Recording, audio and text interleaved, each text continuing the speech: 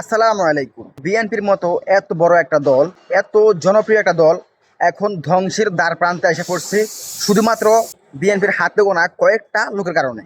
তার মধ্যে একটা হচ্ছে এই ফজলুর রহমান। আমি বুঝি না বিএনপি কিভাবে এই ফজলুর রহমানকে বেগম খালেদা জিয়ার উপদেষ্টা হিসেবে রাখছেন।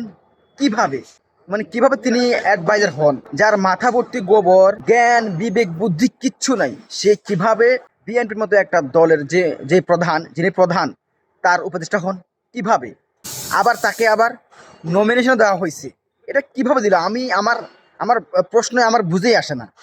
এই পাগলটা এখন কি মন্তব্য করলো যে বর্তমান যে বিচার হয়েছে কয়েকদিন গত 2 দিন আগে যেই রায় হয়েছে, এই রায় নাকি সে মানে না। সে মুখ ফুটে বলছে, সে স্পষ্ট করে বলছে বিএনপি যদি ক্ষমতায় যায় তাহলে তারা এই হাসিনার এই রায় তারা বাতিল করে দেবে। মানে হাসিনার বর্তমান যে বিচার হয়েছে, এই বিচার নাকি তারা ক্ষমতায় গেলে তারা বাতিল করে দেবে। এখন প্রশ্ন হচ্ছে, তার এই মন্তব্যগুলো শোনার পর বিএনপি কি তাদের কমিটি থেকে কোনো অ্যাকশন নিছে? যদি না নিয়ে থাকে তাহলে আমি ভাববো যে বিএনপি এই পাগলের সাথে তারা এখন জনগণের বিপক্ষে গিয়া অবস্থান নিচ্ছে।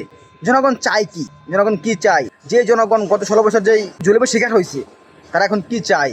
তাদের চাওয়া অনুযায়ী আমাদের যেই পলিটিক্যাল পার্টিগুলো আছে তাদেরকে এখন কাজ করতে হবে। এখন বিএনপি যদি তাদের এই সমস্ত উপদেষ্টা, যে সমস্ত যেগুলোর মাথায় গোবর, এই ফৌজু ফাঁকলার মতো লোকদের কারণে যদি বিএনপি এখন জনগণ থেকে বিমুখ হয়ে যায়, তাহলে আমার কিছু বলার নাই। আমি জাস্ট হ্যাং, আমার জাস্ট কোনো কিছু, আই হ্যাভ নো কমেন্টস। এই সমস্ত প্রাণীগুলা, এই সমস্ত যাদের বিবেক বুদ্ধি জ্ঞান বুদ্ধি নাই, তারা কিভাবে আবার বিএনপির নমিনেশন পায়? মানে আমি জাস্ট ভাবতেই পারি না এই পাগলটা এখন কি বললো এটা।